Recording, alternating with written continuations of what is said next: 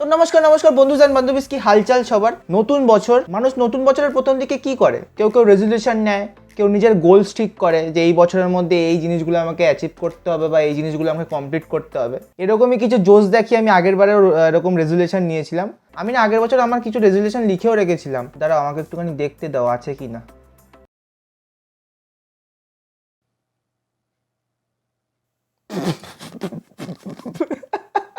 আমি জানি না আমি কি নিয়েছি, আমি একটা ফোটাও কিছু পূরণ করি না আমার যা মনে পড়ছে।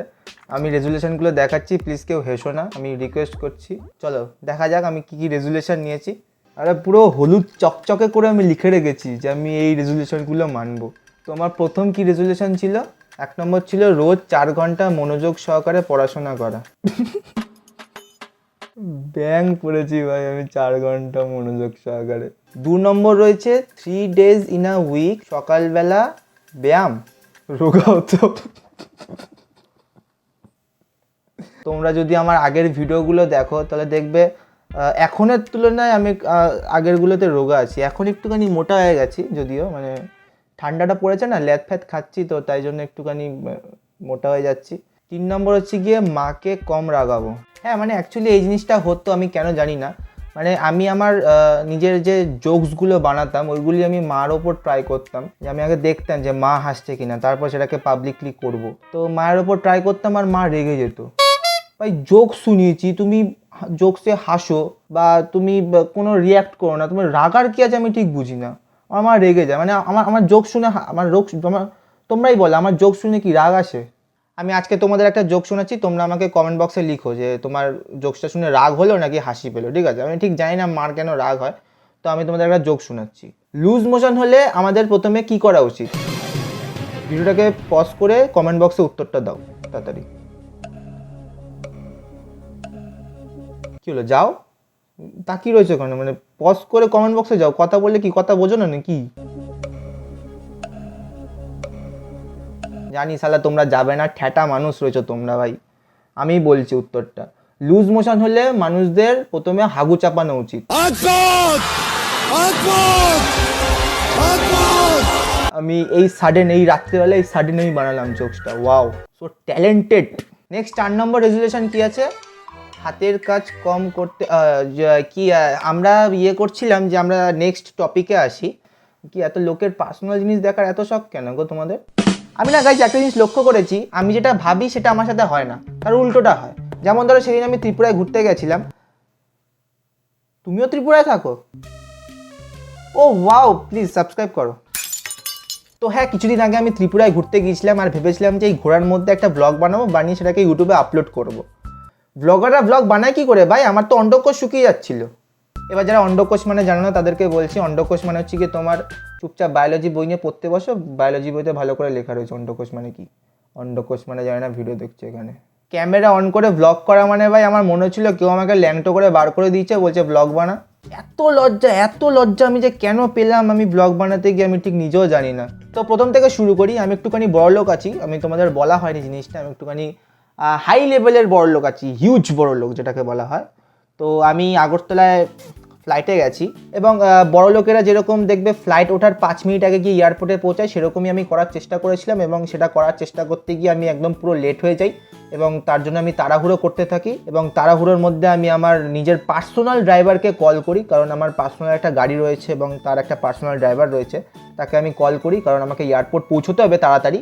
শালা তাড়াহুড়োর মধ্যেই আমার ড্রাইভার কল ধরে না, কতক্ষণ ধরে কল করে যাচ্ছি ড্রাইভার কল ধরছে না। শালা হারামজাদা। হ্যাঁ দাদা বলছি লোকেশন থেকে একটু চলে আসুন। হ্যাঁ হ্যাঁ ঠিক আছে। তারপরে আমি ব্যাগ নিয়ে রেডি হয়ে যাই। চলে চলে রে চলে চলে চলে চলে রে চলে। নিজের ব্যাগগুলো নিয়ে একটুখানি ব্যায়াম করে তারপর নিজের পার্সোনাল গাড়িতে উঠি। 9637। অ্যাকচুয়ালি তোমাদের গাড়িতে চাবি ঘোরালে গাড়ি স্টার্ট হয়, আমার ওটিপি দিলে গাড়ি স্টার্ট হয়। আচ্ছা, এবার দেখো একটা ব্লগার ব্লগ বানাতে গেলে প্রথমে কি করে, কিছু সিনেম্যাটিক শট নেয়, যে আমি একটুখানি গাড়ি থেকে এয়ারপোর্ট যাচ্ছি, তো যে রাস্তাটা পড়ছে খুব সুন্দর একটা রাস্তা, সেটা একটা সিনেম্যাটিক শট নেওয়াই যেত। এই যে যেমন lazy bong, your with the lazy bong stay high on Kolkata, তারপর একটা সিনেম্যাটিক শট। তারপরে তোমাদের হচ্ছে কি তুষার দাস, ঝাঁকানাকা সিনেম্যাটিক শট, মানে ওরা নিজেদের অর্ধেক ভিউজই মনে সিনেম্যাটিক শট দিয়েই আনে। আর আমি শালা বাড়ি থেকে এয়ারপোর্ট গাড়ি করে গেছি, কোথায় সিনেম্যাটিক শট নেবো তা না, নিজের থোবরার ভিডিও করছি।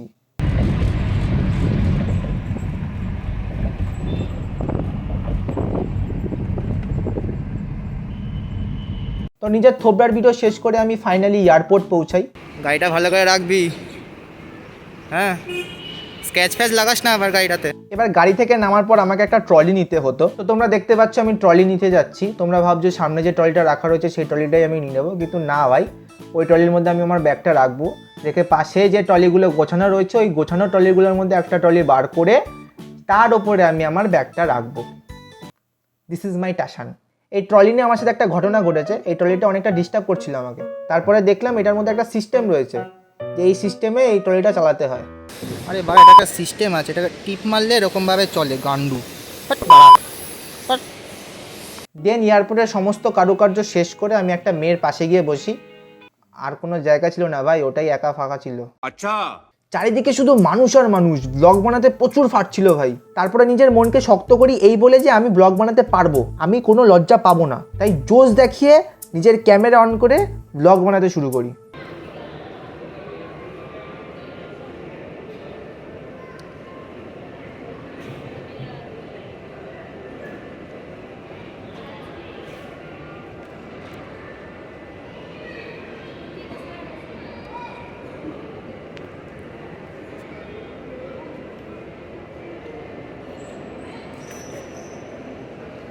দেখে মনে হচ্ছে আমাকে কেউ বলে গেছে যে ব্লগের মধ্যে কিছু বললে প্যান্ট খুলে খেলাবে। ভয়ে রয়েছে ভাই।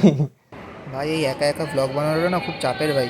কে দেখছে না দেখছে, তাহলে আমার তো লজ্জা লাগছে। আমি ভাই সেদিন কি ব্লগ বানিয়েছি আমি নিজেও জানি না। আমার পিছনে একটা মেয়ে মাথা রেখে শুয়েছিল, আমি তার পিছন মাথা নিয়ে একটা ব্লগ বানিয়েছি। কি আছে ভাই এটার মধ্যে কি আমি ঠিক বুঝতে পারলাম না। তারপর অনেকক্ষণ পর একটা টাকলু কাকু মেয়েগুলোকে উঠিয়ে পিছনে এসে বসলো। আমি তাকে ডিজিটালি হেডফোন দিয়ে বাড়ি মারছি তার টাকের মধ্যে। প্রফেশনাল ব্লগার ভাই, মানে খুব দামি ব্লগার যেগুলো হয় তারা এরকম ভিডিও বানায়।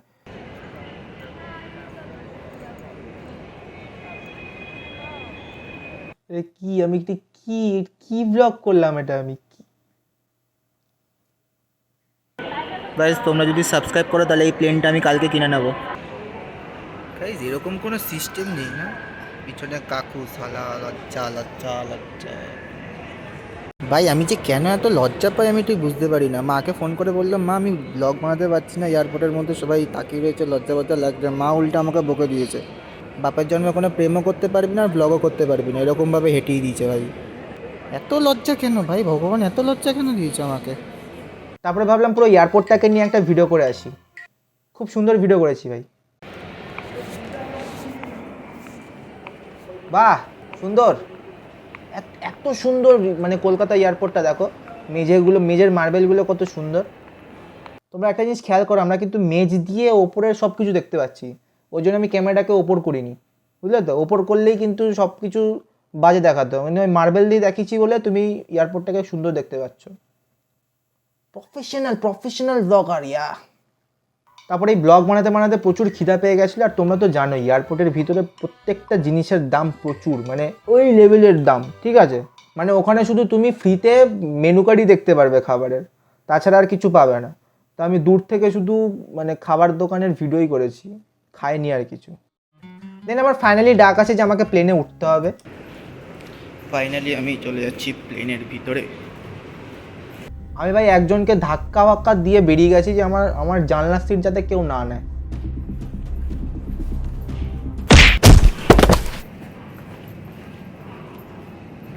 জানলা ইজ ইম্পর্টেন্ট গাইজ। আমার জানলার সিট কেউ নেয়নি। ফাইনালি আমি আমার জানলার সিট পেয়ে গেছি। মোটামুটি কলকাতা থেকে আগরতলা পৌঁছাতে 45 মিনিটের মতন লাগে।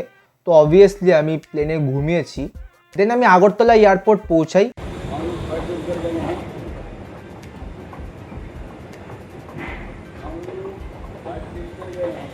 এয়ারপোর্টে পৌঁছেই আমি আবার ট্রলি নিতে যাই, কারণ আমাকে ব্যাগটা নিতে হবে। আমি আমার ব্যাগের জন্য অনেকক্ষণ দাঁড়িয়েছিলাম এবং অনেকক্ষণ পর ফাইনালি আমার ব্যাগটা এসছে। এরকম ধীরে ধীরে ধীরে ধীরে আসতে লাগছিল, কিন্তু হঠাৎ এক হতবাকা আমার ব্যাগটা তুলে নেয়। এবার ভাই আমার সত্যিকারের ভাই বিচি টাকে উঠে গেছিলো। আমি কী হলো ব্যাপারটা, আমার ব্যাগ ফ্যাগ নিয়ে গেল কেন? তারপর দেখি আস্তে আস্তে ব্যাগটা রেখে দেয়। কি সুন্দরভাবে আসছিলো ব্যাগটা, তারপরে ব্যাগটাকে তুলে চ্যাংদোলা করে রেখে দিয়েছে। ভাই প্রচুর গালি খেয়েছে ভাই আমার, মানে সত্যিকারে বলছি, মানে গিয়ে আমি গালি দিতাম কিন্তু আমি মনে মনে গালিটা দিয়ে দিচ্ছি বলে আর গালি দিতে ইচ্ছা করেনি। তারপর আমি আমার ব্যাগটাকে ট্রলিতে তুলে আনন্দ সহকারে আমি এয়ারপোর্ট থেকে বেরিয়ে যাই এবং পৌঁছে যাই আমার নিজের ডেস্টিনেশনে।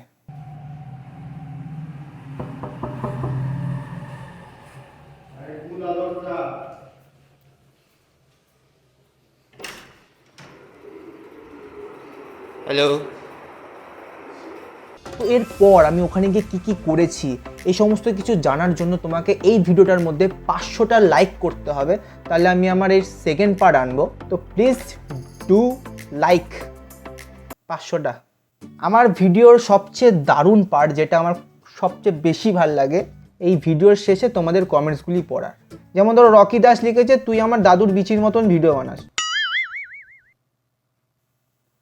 তো রকি, তোমার দাদুর বিচির কত সাবস্ক্রাইবার? অন্ডকোষও ভাই এখন ভিডিও বানাচ্ছে। ঋষিতা দাস লিখেছে, খুব ভালো থেকো দাদা, আর এভাবেই আমাদের হাসাতে থাকো, তোমার ভিডিওগুলো খুব ভালো লাগে, আর অনেক অনেক থ্যাংক ইউ মনটাকে ভালো করে দেওয়ার জন্য। দেখো, সবসময় মনকে ভালো রাখার চেষ্টা করো, আর যদি মন ভালো না থাকে তাহলে আমার ভিডিও দেখো। থ্যাংক ইউ ঋষিতা, ভালো থেকো। শিপ্রা নন্দী লিখেছে, তুমি আমার কমেন্টসের একটাও রিপ্লাই দাওনি। রিপ্লাই কী হয়, আমি ভিডিওর মধ্যেই বলছি I love you your comments. তো this is the end of the video guys. ভিডিওকে ভালো লাগলে ভিডিওকে শেয়ার করো আর কমেন্ট করে জানাও কোন পার্টটা তোমার সবচেয়ে বেশি ভালো লেগেছে। আর চ্যানেলটাকে যদি সাবস্ক্রাইব না করে থাকো, চ্যানেলটাকে সাবস্ক্রাইব করে নাও, আর পাশে যে ঘন্টা আছে এই ঘন্টাটাকে ক্লিক করে নাও। তাহলে কি হবে, আমার যে ভিডিওর নোটিফিকেশান আছে তোমার কাছে পক করে চলে যাবে।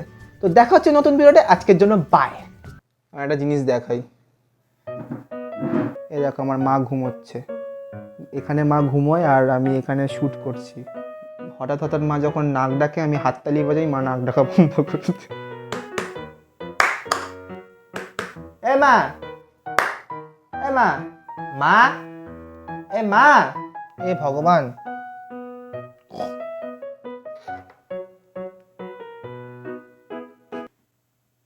মা।